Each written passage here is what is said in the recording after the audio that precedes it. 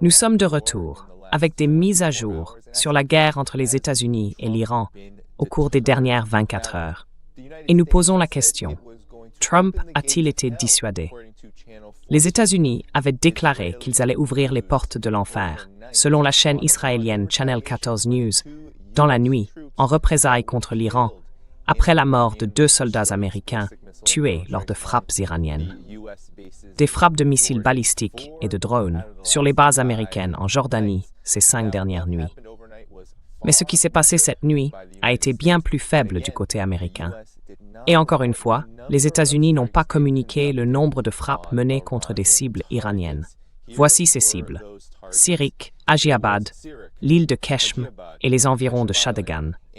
Tout cela se situe au large de la côte sud de l'Iran, des cibles très prévisibles.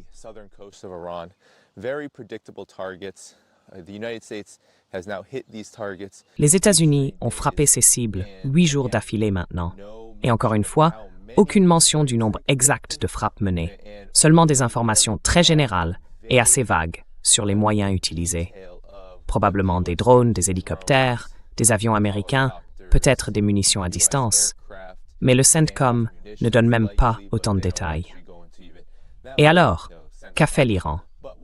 Eh bien, l'Iran a frappé à 2 reprises un grand dépôt de munitions au camp Buehring, au Koweït. Rappelez-vous, le camp Buehring, c'est l'endroit où le chasseur F-5 avait bombardé le Koweït, causant la mort de près d'une douzaine de soldats américains pendant les 40 jours d'hostilité. Des installations radars du système de défense antimissile Patriot ont aussi été touchées sur la base aérienne d'Al-Aslam, au Koweït. Et sur cette même base, des hangars militaires américains ainsi que des bâtiments abritant du personnel ont également été visés.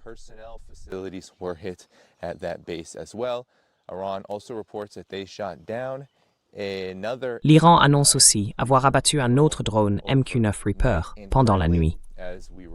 Et en ce moment même, alors qu'on enregistre, Bahreïn est sous le feu de missiles et de drones iraniens. Mais l'information la plus importante dans tout ça, la vraie grande histoire, c'est la suivante. De plus en plus de détails sortent sur la façon dont l'Iran a réussi à littéralement anéantir les bases américaines présentes en Jordanie. Donc, ce n'était pas juste 1 ou 2 frappes que l'Iran a menées contre la Jordanie. L'Iran frappe la Jordanie presque tous les jours depuis la reprise des hostilités. Les Iraniens sont maintenant, du moins c'est ce que je comprends, en train de mener une stratégie systématique de contrebase, une campagne visant à affaiblir les moyens militaires américains, surtout les systèmes d'interception. Et selon moi, cette stratégie a pour but, à terme, d'atteindre Israël.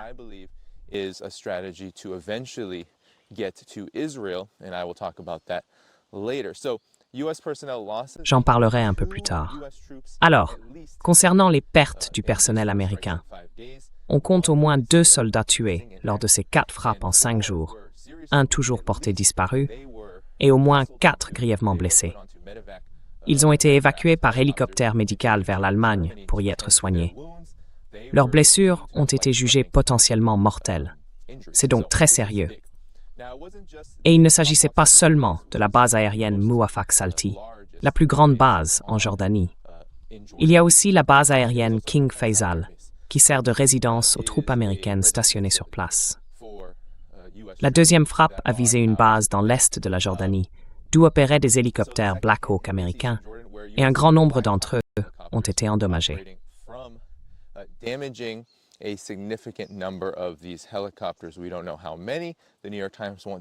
On ne sait pas combien.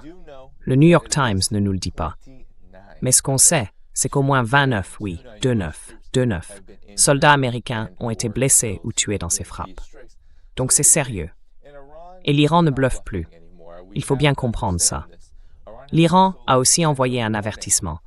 Si les États-Unis continuent à frapper des infrastructures en Iran, même le long de la côte sud, il va désormais riposter contre les Émirats arabes unis. Il a prévenu que les citoyens des Émirats, les personnes qui y résident, doivent quitter l'Iran. Ils doivent s'éloigner des zones des aéroports et des grandes bases américaines pour se mettre à l'abri, parce que la situation risque de devenir très grave dans ce pays dans les prochains jours si ces attaques continuent.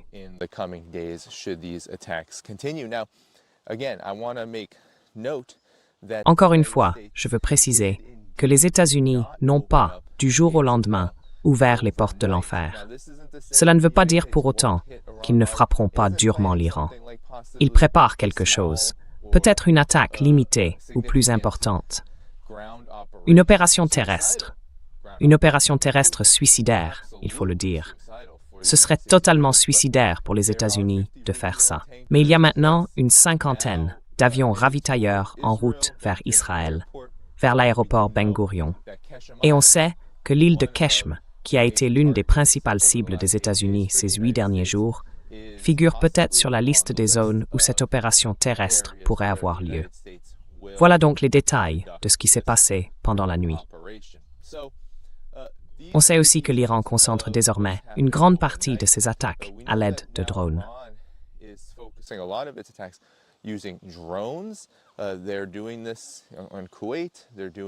Ils font ça au Koweït, ils font ça à Bahreïn, et bien sûr en Jordanie, où plusieurs soldats américains ont été tués et près de 30 autres blessés à ce stade.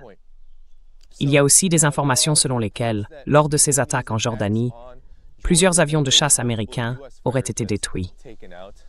Certains rapports parlent même d'un F-15 complètement anéanti. Rien que ces frappes en Jordanie pourraient représenter des pertes de plusieurs millions, voire de centaines de millions de dollars en armement américain. C'est extrêmement important, parce que ce sont des équipements qu'on ne peut pas remplacer facilement.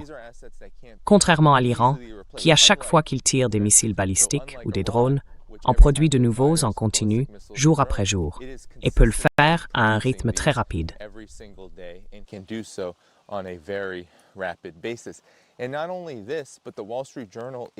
Et non seulement ça, mais le Wall Street Journal rapporte que l'Iran a la capacité qu'il a déjà la capacité de faire progresser son système de missiles et de drones en pleine guerre. Donc en réalité, l'Iran a bel et bien amélioré son système de missiles et de drones pendant le conflit. Et c'est ce qui est rapporté. Alors tous ceux qui suivent cette chaîne, qui regardent les informations qu'on partage ici, vont se dire « évidemment ». Parce que si on regarde ce que l'Iran a fait au cours de ces 7 ou 8 derniers jours, voire même juste cette nuit, on voit bien que non, l'Iran est loin d'être à court de moyens. Et maintenant, le Wall Street Journal confirme que non, l'Iran n'est pas en train de s'épuiser. Au contraire, il renforce ses capacités et ses moyens.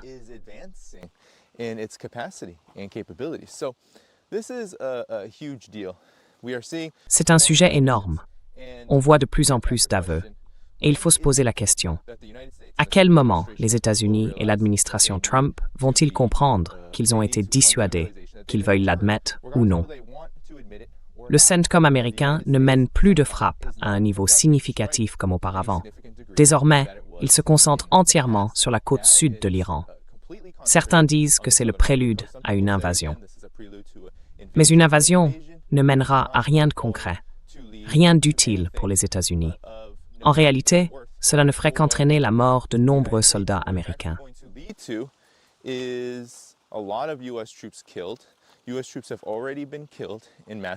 soldats américains ont déjà été tués en très grand nombre, et tout cela est dissimulé. On assiste à une vaste opération de dissimulation sur la mort de soldats américains dans ces opérations. Joe Kent, l'ancien responsable de la lutte antiterroriste sous l'administration Trump, a démissionné pour protester contre ce qu'il affirmait être la responsabilité d'Israël. Selon lui, Israël était derrière la guerre. Alors bien sûr, j'ai quelques réserves sur la manière dont il présente les choses. Mais malgré tout, il a été considéré comme un héros pour s'être opposé à la guerre menée par les États-Unis contre l'Iran. Et il a tweeté que les États-Unis devaient frapper l'Iran très fort. Frapper l'Iran très fort, puis se retirer.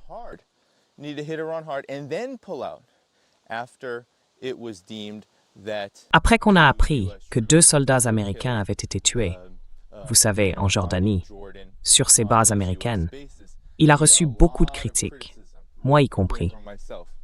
J'ai dit que c'était une contradiction dans les termes. Dire qu'il faut escalader pour désescalader c'est exactement ce dont on n'a pas besoin en ce moment. Les troupes américaines, et surtout les familles de ces militaires, méritent bien mieux que de frapper l'Iran de manière agressive en espérant qu'il se passera quelque chose de différent après ça, ou que ça mènera à des négociations. En réalité, ce n'est pas le cas.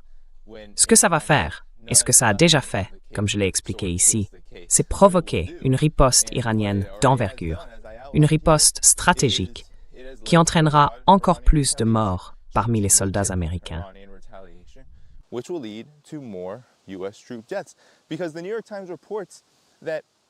Parce que, selon le New York Times, si autant de soldats américains sont morts en Jordanie, c'est parce qu'ils ne faisaient pas seulement des opérations sur le sol jordanien. Non, pas seulement ça. En réalité, ces opérations visaient aussi des villes du sud de l'Iran, des localités situées le long du détroit d'Ormuz. Et s'il y en avait autant là-bas, c'est parce qu'ils avaient été déplacés depuis des endroits comme le Qatar, Bahreïn, les Émirats arabes unis, Par et d'autres bases encore, qui avaient été très durement touchées pendant la première phase des hostilités. Donc ils menaient ces opérations offensives, ces crimes de guerre, en frappant des ponts, des infrastructures en Iran, tout en prétendant viser des cibles militaires, alors que ce n'était absolument pas le cas.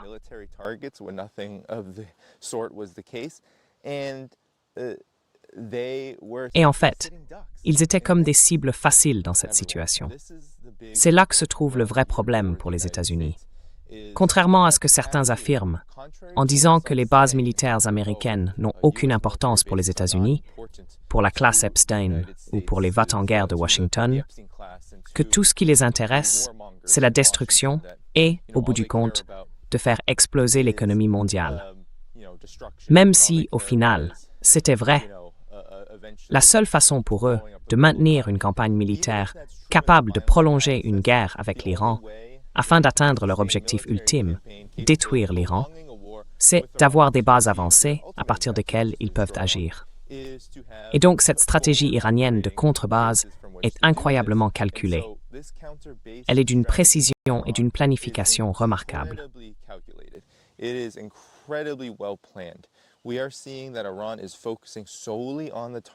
On voit que l'Iran se concentre uniquement sur les cibles pour lesquelles il avait déjà des renseignements, là où les États-Unis menaient ces opérations depuis un certain temps.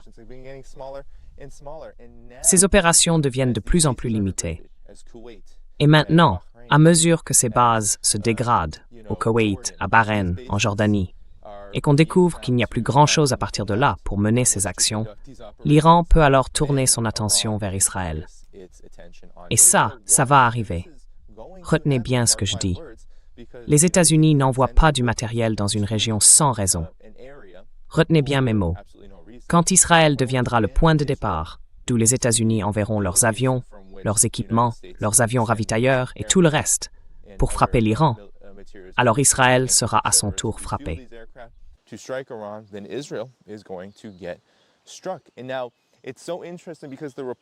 Et maintenant, c'est intéressant parce que les informations qui sortent sur Israël sont très partagées en ce moment.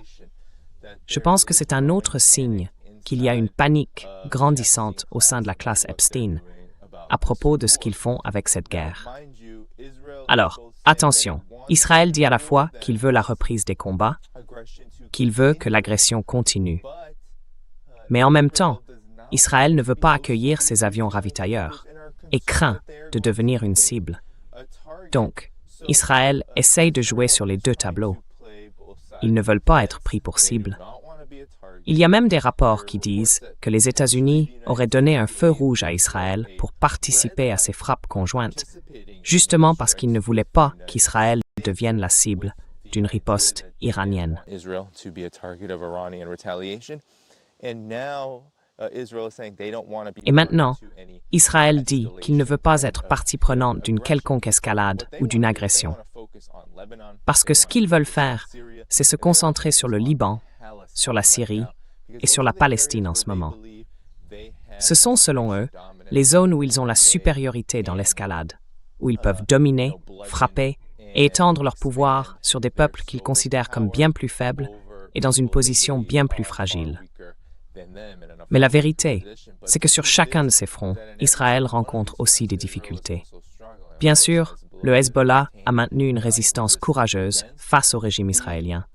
Et à Gaza, en Palestine, malgré tous ces rapports affirmant qu'une grande partie du territoire aurait été occupée.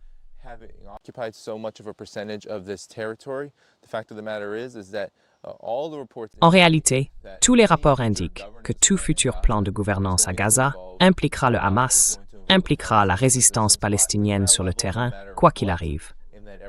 Et tous les rapports qui prétendent le contraire cherchent simplement à vous tromper. Et concernant la Syrie, un nouveau mouvement est apparu, appelé le mouvement de l'Aube. Il affirme vouloir reprendre des territoires à Israël et rétablir un gouvernement indépendant dans le pays autrefois dirigé par le parti Baas et Bachar al-Assad. Donc, Israël a vraiment du pain sur la planche. Vraiment. Ce n'est pas du tout une affaire réglée, loin de là, parce que l'agression engendre la résistance. Oui, le militarisme engendre la résistance.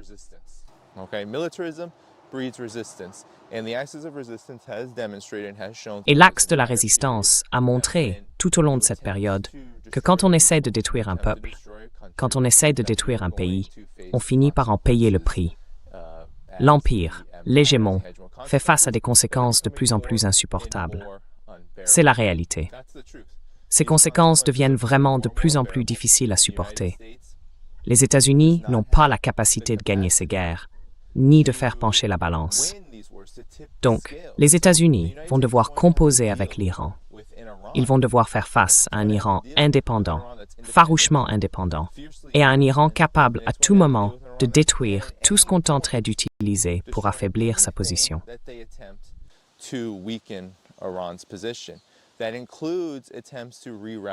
Cela inclut les tentatives de détourner l'énergie, parce que, comme vous le savez, il y a eu des informations selon lesquelles Yanbu, en Arabie Saoudite, le port de Yanbu, aurait aussi été visé. Le pont entre Bahreïn et l'Arabie Saoudite également. Ce sont tous des événements dont nous avons déjà parlé sur cette chaîne et qui montrent qu'Iran a la capacité de frapper et de causer des dégâts à tout ce que les États-Unis entreprennent pour saper la souveraineté iranienne. Les avertissements se multiplient et ils sont très clairs. L'Arabie Saoudite et Oman ont été informés qu'une attaque est prévue, comme je l'ai dit, contre les Émirats arabes unis, pour punir Abu Dhabi de son implication profonde avec les États-Unis et Israël dans cette guerre. Téhéran considère qu'Abu Dhabi est fortement engagé dans les campagnes américano-israéliennes contre l'Iran et entend le sanctionner pour ce rôle.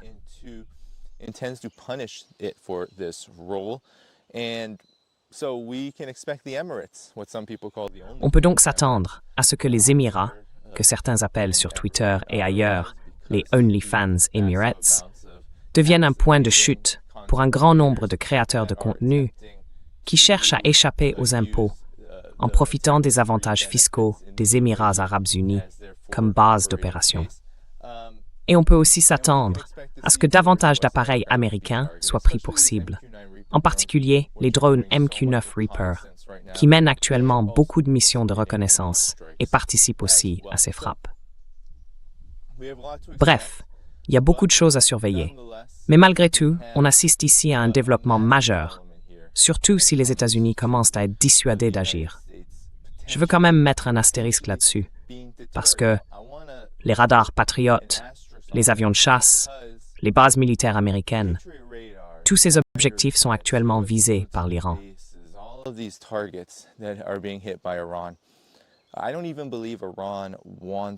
Je ne crois même pas que l'Iran cherche vraiment à atteindre un objectif de dissuasion. Les hélicoptères Black Hawk américains, tout ça, c'est de l'argent bien sûr, mais c'est aussi de la stratégie et du pouvoir. C'est une démonstration. L'Iran veut montrer qu'il a la capacité de neutraliser n'importe quel équipement que les États-Unis possèdent dans leur arsenal.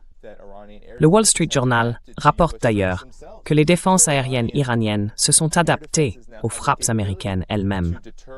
Autrement dit, ces défenses ont désormais la capacité de dissuader des campagnes de bombardement à grande échelle sur leur territoire, grâce à leurs radars infrarouges, ou plutôt leurs radars à détection thermique, qui permettent de contourner l'invisibilité et les systèmes de camouflage des F-35, par exemple. Tout cela revient à dire que les États-Unis sont dans une situation très difficile et que la dissuasion n'est peut-être même pas ce que l'Iran recherche.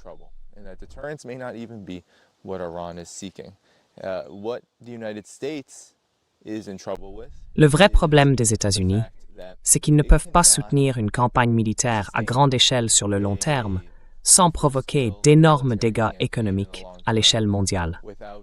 Et si l'objectif d'une partie de ce qu'on pourrait appeler la classe Epstein, disons, si l'objectif d'une fraction dominante de cette classe, c'est de créer de l'instabilité économique, d'en tirer profit, mais aussi peut-être d'en arriver à une situation plus avantageuse en affaiblissant la Russie, la Chine et l'Iran, eh bien ça va tout simplement pas fonctionner. Parce que ce que les États-Unis ont fait ces dernières années, voire ces dernières décennies, c'est tenter d'utiliser les sanctions pour affamer ces pays et détruire leur viabilité économique.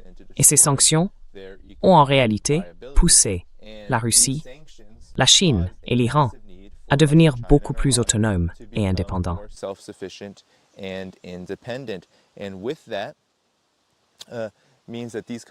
Et cela veut dire que ces pays ont désormais les moyens économiques et la capacité de résister à un effondrement économique mondial et au terrorisme.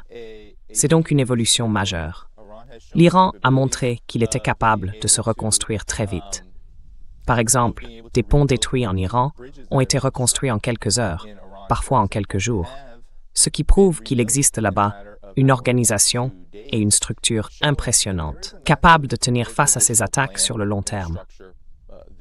Donc, si les États-Unis ne peuvent frapper que de cette manière, même s'ils ont la capacité d'aller plus loin, même s'ils ont la capacité d'envahir, aucune de ces escalades ne fera plier l'Iran devant les États-Unis. Et rien de tout cela ne provoquera un effondrement économique mondial qui toucherait particulièrement la Russie et la Chine.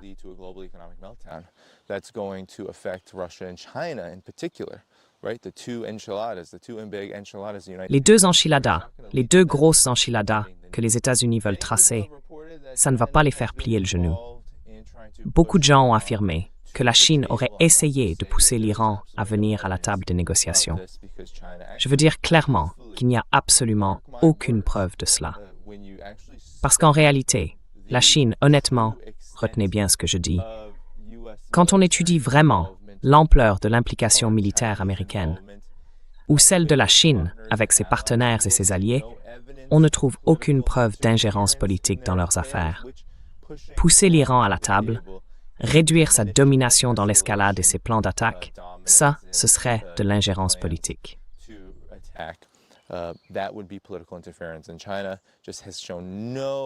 Et la Chine n'a montré aucune preuve. Il n'y a absolument rien qui prouve qu'elle ait fait quoi que ce soit. Donc, pour l'instant, la Chine agit seulement comme un médiateur possible, avec peut-être le Pakistan en première ligne de cette médiation. Mais même si la Chine souhaite la stabilité, elle ne s'en mêle pas, et elle n'a aucune raison de le faire. La Russie et la Chine veulent toutes les deux la stabilité. Mais pour l'instant, rien dans ce conflit ne montre que le niveau d'instabilité provoqué par l'agressivité des États-Unis va vraiment les affecter. Rappelons que la Chine est autosuffisante à environ 80% sur le plan énergétique.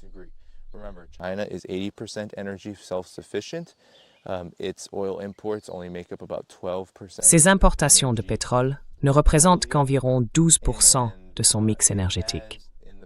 Et par le passé, comme pendant les 40 jours d'hostilité, elle a trouvé d'autres moyens de compenser ce manque d'énergie. Elle dispose aussi d'immenses réserves sur lesquelles elle peut compter pendant plus d'un an. Donc, la Chine ne panique pas. La Russie non plus, parce que la hausse des prix du pétrole lui profite à court terme. À long terme, bien sûr, personne ne veut voir l'économie mondiale complètement anéantie et détruite par l'agression des États-Unis et d'Israël. Il faut comprendre que la Russie, la Chine et l'Iran savent très bien que ce sont les États-Unis, que c'est la promesse des États-Unis, qui doivent reculer et qu'ils doivent mettre fin à cette agressivité totalement irresponsable.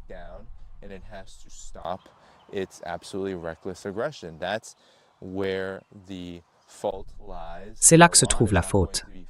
Et l'Iran ne va pas se laisser forcer la main par qui que ce soit. Parce que quand on voit ces millions de personnes dans la rue, quand on voit la riposte de l'Iran, et qu'on comprend qu'elle est calculée, qu'elle va forcément s'étendre vers les Émirats arabes unis, vers Israël, dans les jours qui viennent, on se rend compte qu'il n'y a personne de l'autre côté, non? Du côté de ceux qui pourraient être alliés ou partenaires de l'Iran, comme la Russie ou la Chine, et qui feraient pression pour que tout ça s'arrête sans véritable justice, n'est-ce pas?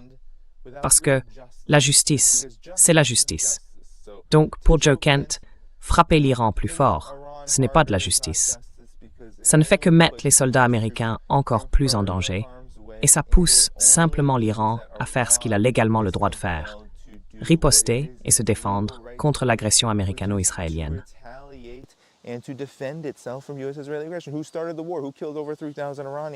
Qui a commencé la guerre? Qui a tué plus de 3000 Iraniens? Qui a visé des lieux comme des stades ou des hôpitaux pour enfants en Iran? Et qui soutient et facilite le génocide à Gaza, au Liban et ailleurs? Ce n'est pas l'Iran. L'Iran n'est pas la partie agressive ici. L'Iran a le droit de se défendre. Alors, à ceux qui doutent de la Russie et de la Chine, je pense que vous vous trompez de cible. Et à ceux qui doutent de l'Iran, eh bien, vos doutes seront sans cesse remis en question par la réalité, jour après jour. Surtout que moi, je rends compte de tout ça, chaque jour, ou presque.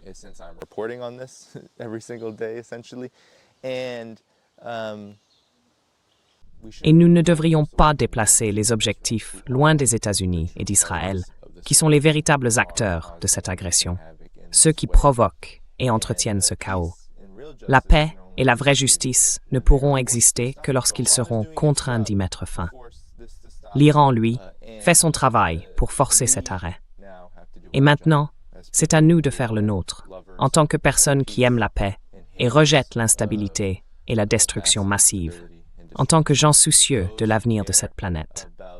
Eh bien, notre rôle, c'est de mettre un terme à la classe Epstein, au régime génocidaire américano-israélien. Voilà pour le rapport d'aujourd'hui. Alors dites au revoir à notre ami ici présent. Dites au revoir à ce rapport. À la prochaine, tout le monde. Until next time, everybody.